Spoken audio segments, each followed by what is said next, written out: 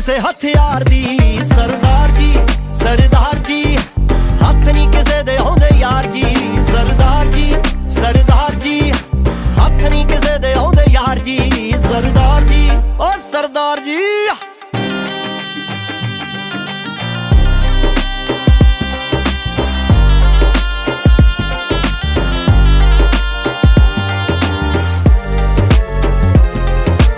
Mixing in the house, house, house, house, house.